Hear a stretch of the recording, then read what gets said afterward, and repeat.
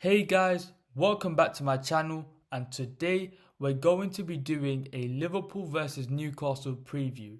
And what a game this is going to be. These two clubs have been heavily linked to one another due to the Isak transfer saga, and a lot of bad blood is going to be between both of these clubs. I am so excited for this game. Let's get into it. Initially, I want to talk about previous matchups. The first game I want to talk about is on the 4th of December 2024, where Liverpool and Newcastle drew 3-3.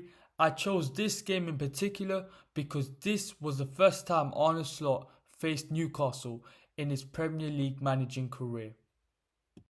Just to remind you guys what happened in that game, Newcastle led with an outstanding Isak goal. Bruno turns, I believe it was McAllister, feeds it into Isak. Isak takes one touch and slaps it in top bins from outside the box. It was a beautiful goal to see. And then Liverpool equalised with Jones. Salah on the right hand side plays a little cute Trivela pass into Jones, and Jones finishes it off very well. And then Gordon scores from an Isak assist to take the lead again. And all of a sudden, Salah scores twice for Liverpool, two well taken goals. And at this point, you thought Liverpool were for sure going to win this game. However, Newcastle had a set piece and Kelleher misjudges the ball and leaves the ball, and Shaw had a wide open net to put the goal in. And as a result of this, it was a 3-3 game. And what a game it was. But in my opinion, Newcastle were the much better side the first half, and Liverpool were extremely lucky that they were only one goal down by half time. A key reason why Liverpool couldn't get their game off against Newcastle was because of the 4-5-1 structure they played without the ball. And as a result of this, Liverpool couldn't progress the ball centrally and couldn't play through Newcastle's midfield. And this 4-5-1 structure also helped them bolster counter-attacks if Liverpool lost the ball. So this was a major dilemma for Liverpool to deal with. However, Arne Slot adjusted. He asked McAllister and Jones to take more advanced positions, play between the lines, and that sort of solved the issues. But McAllister's and Jones' decision making and end product wasn't good enough to make Newcastle pay. However, the second half of the game was completely different. I thought Arne Slot did an excellent job of making the right subs at the right time. Gakpo was taken off for Diaz, Gomez was taken off for Trent, and Gravenberch was taken off for Szoboszlai. Szoboszlai, he provides you legs in the midfield. He provides you physicality, pressing, intensity, something Liverpool were sorely lacking in the first half. Trent, right? Obviously, he's not at Liverpool anymore, but at the time, he provided you width, right? Liverpool could not hurt Newcastle centrally, so they used their wide man positions. And Trent was a key part of why Liverpool were able to make a comeback that game. And same with Luis Diaz, he provides you width and allows Liverpool to be a bit more unpredictable and versatile offensively. So Slot did an unbelievable job when it came to the substitutes, and that's what allowed Liverpool to come back in this game. Another matchup I'm going to be talking about is Liverpool's 2-0 win against Newcastle in the Premier League. For my analysis of this game, all I'm going to say is that Liverpool absolutely battered Newcastle. I wish I could go into more depth, but Newcastle did not have a sniff in this game. And the major reason why they struggled in this game was because Alexander Isak did not play. And you could clearly see the difference in Newcastle when Alexander Isak plays and when Alexander Isak doesn't play. Another matchup I want to talk about is Liverpool versus Newcastle in the Carabao Cup final, where Newcastle beat Liverpool 2-1. Just to remind you guys what happened in the game, Dan Burn scored a beautiful header from a corner. Isak doubled the lead with a very sharp finish inside the box, and Chiesa scored a late goal, and the overall score was 2-1. But this game was all about Newcastle and how Eddie Howe tactically outsmarted Arne Slot. Newcastle's press was intense and high, and it was a wide press where the fullbacks would jump onto the centre backs and not allow them to play out from the back. And Liverpool, throughout that first half, could not build any rhythm, could not play out from the back.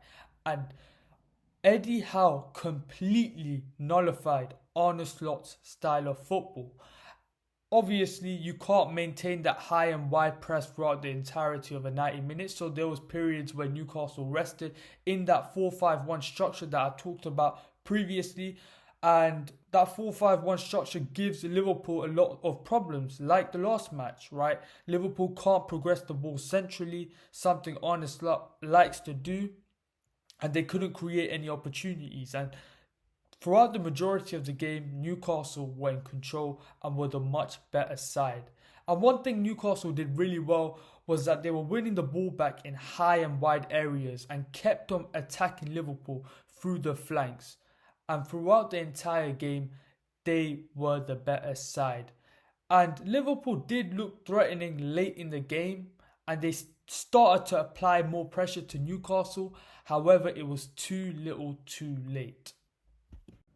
Now that my thoughts and analysis are finished on previous matchups, I'm going to talk about what starting lineups both teams are going to play on Monday. Starting with the home side, Newcastle United, I think they're going to play the same team as they did against Aston Villa. Obviously, Alexander Isak will not be playing due to factors outside of the football pitch. And I don't think Lewis Hall is going to be playing because he's recovering from an injury. But from a Newcastle fan's perspective, I really like this lineup. In my opinion, Newcastle should have easily beaten Aston Villa over the weekend. However, they did not have that clinical striker, for example, the Alexander Isak, to finish off those chances. But in terms of how the team looked and how they played, I thought they played tremendously against Aston Villa. I really like the pace of Gordon and Elanga on the counter. Their midfield is physical, they win duels, they're aggressive, and I really like their defense. It's very solid. So again, I think this is the perfect starting lineup to play against Liverpool on Monday. For Liverpool, the starting lineup is going to be a bit of a headache from Arne Slot's perspective compared to Newcastle, because Liverpool's starting right back position has been heavily hindered due to injuries. Frimpong is out until the international break due to a hamstring injury. Conor Bradley's status is still unknown due to an injury that he had. And Joe Gomez hasn't been able to train for 3 days according to Arne Slot. So personally, the thing I think that Arne Slot is going to do is play Dominic Szoboszlai at right back. And this makes so much sense because, in my opinion, a player who has a very similar skill set to Trent Alexander-Arnold, who Liverpool lost, is Dominic Szoboszlai. And let me just get into this. In terms of passing range, Dominic Szoboszlai is unbelievable. In terms of technique, Dominic Szoboszlai is unbelievable. In terms of his motor, Dominic Szoboszlai is perfect for a right back. This man does not stop pressing. This man has the ability to bomb up and down that right hand side throughout the duration of a 90 minutes. Like Trent, Dominic Szoboszlai is very good with driving with the ball. Both of them aren't the best on the half turn, but when their face is towards goal, they are unbelievable footballers. And Dominic Szoboszlai also has a rocket of a shot like a Trent Alexander-Arnold. So for me, the most logical player to play at right back against Newcastle is Dominic Szoboszlai, and he can match the physicality that Newcastle are going to bring. So for me, it's a no-brainer to play Szoboszlai at right back. But the rest of the Liverpool team stays unchanged. Moving on to what both teams will bring. First of all, starting with Newcastle. What will Newcastle bring to the game?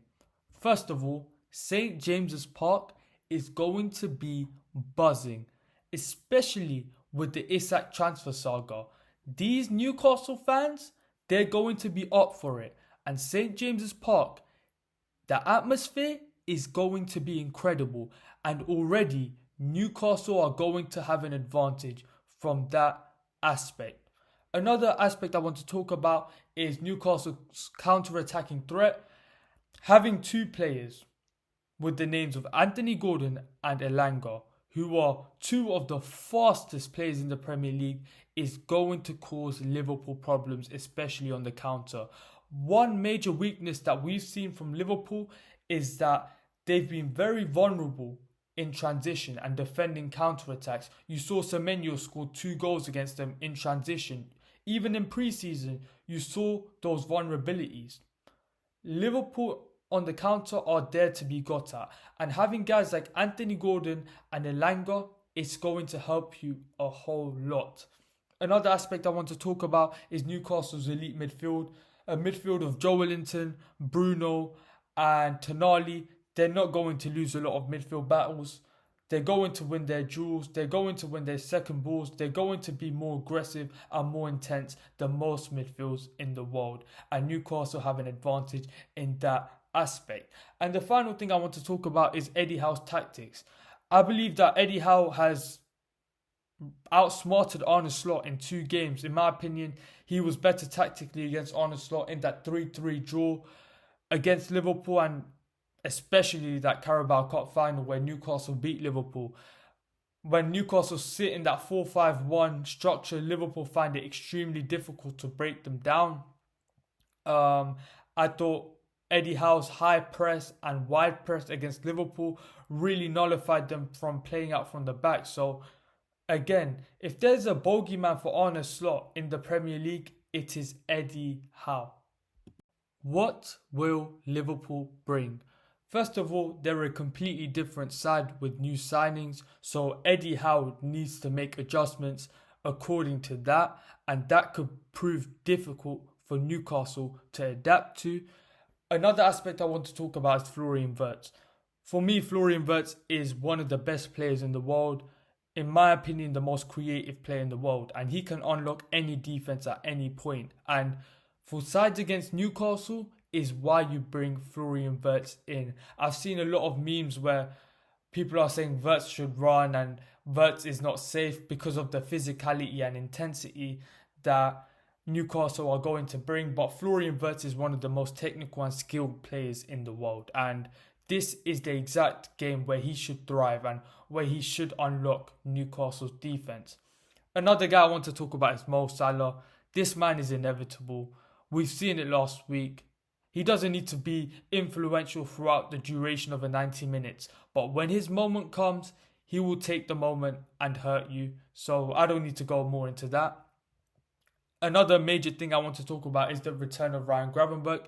Even though I said one man can't stop counter-attacks from happening, Ryan Gravenberch is a big part of why Liverpool were one of the best defences in the Premier League last season. He reads the game, he intercepts, he wins duels, he prevents counters from happening due to his positioning and defensive IQ. And the final point I want to talk about is there is no Alexander Isak. Due to Liverpool heavily pursuing Alexander Isak, Isak has taken a strike and he's not going to be playing. Who has been the one Newcastle player that's hurt Liverpool all the time? Alexander Isak. He's been in the heart of why Newcastle have been able to compete and beat Liverpool. So not having Isak, it removes goals. It removes that maturity when it comes to final third decision making, and it heavily hinders Newcastle from that aspect. Now that we're at the end of the video, I just want to share my final thoughts on the game. In my opinion, this game is going to be a ridiculous watch. It's going to be unbelievable. And I've said it so many times, but I truly do mean it. With especially what's been going on between Liverpool and Newcastle in the summer transfer window regarding Isak, there's going to be a lot of tension between these two teams. And St. James's Park is going to be buzzing and rocking. The fans are going to turn up for it. It's going to be an old school type of game. It's going to have everything in it. This is the game I'm most anticipating for this week. And yeah, get your popcorn out. This is going to be an amazing game to watch for neutrals, for Liverpool fans and Newcastle fans. And yeah, I can't wait to watch this game, to be honest.